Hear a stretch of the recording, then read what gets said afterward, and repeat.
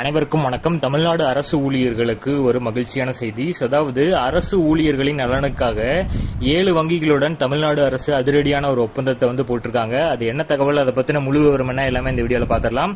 So skip பண்ணாம கடைசி வரைக்கும் பாருங்க. நம்ம சேனலை சப்ஸ்கிரைப் பண்ணாதவங்க பண்ணி வச்சுங்க. நம்ம சேனல்ல சென்ட்ரல் மற்றும் ஸ்டேட் கவர்மெண்ட் சம்பந்தமான ஆல் அப்டேட்ஸ் போட்டுருவோம். அது மட்டும் இல்லாம பென்ஷன் சம்பந்தப்பட்ட முக்கியமான அப்டேட்ஸ் இருக்கும். சோ மறக்காம சப்ஸ்கிரைப் பண்ணிருங்க. வாங்க வீடியோக்குள்ள போலாம்.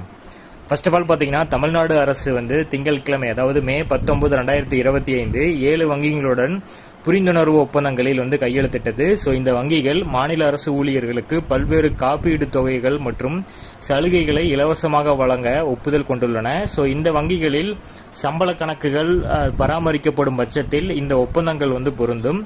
அதாவது சென்னை தலைமைச் செயலகத்தில் முதலமைச்சர் மு க ஸ்டாலின் முன்னிலையில் பாரத ஸ்டேட் வங்கி, இந்தியன் ஓவர்சீஸ் வங்கி, இந்தியன் வங்கி, கனரா வங்கி, ஆக்சிஸ் வங்கி, அதுக்கப்புறம் பேங்க் ஆஃப் பரோடா மற்றும் யூனியன் வங்கி ஆகியவற்றுடன் புரிந்துணர்வு ஒப்பந்தங்கள் கையெழுத்தாகின.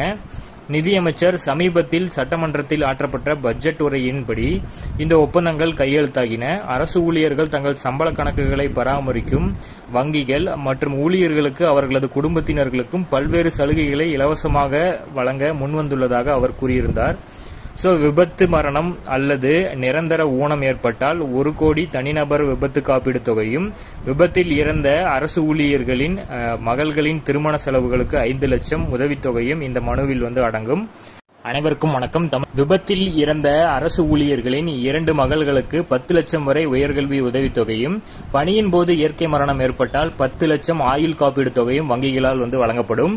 அரசு ஊழியரோட தனிநபர் கடன், வீட்டுக்கடன் மற்றும் கல்வி கடன்களை பெறும்போது வங்கிகள் வழங்கும் வட்டி சலுகைகளும் புரிந்துணர்வு ஒப்பந்தத்தில் சேர்க்கப்பட்டிருக்கு. ஸோ இந்த ஒப்பந்தங்கள் எல்லாமே அரசு ஊழியர்களின் நலன் சார்ந்ததாக அமையும். இந்த 7 வங்கிகளில் உங்களுக்கு அக்கௌண்ட் இருந்ததுன்னா இந்த சலுகைகள் எல்லாமே பயன்படுத்திக்கலாம் அப்படிங்கிறதுக்காக தான் இந்த அரசாணையை வெளியிட்டிருக்காங்க. ஸோ இந்த மாதிரி அரசு ஊழியர்கள் சம்பந்தப்பட்ட வீடியோ உங்களுக்கு தேவைப்படும்னா நம்ம சேனலை மறக்காம சப்ஸ்கிரைப் பண்ணி வச்சுக்கோங்க. நம்ம சேனல்ல ஒவ்வொரு அப்டேட்டும் உடனடியாக வீடியோவா பதிவு செய்வோம். ஸோ மறக்காம சப்ஸ்கிரைப் பண்ணி வச்சுக்கோங்க. தேங்க்யூ.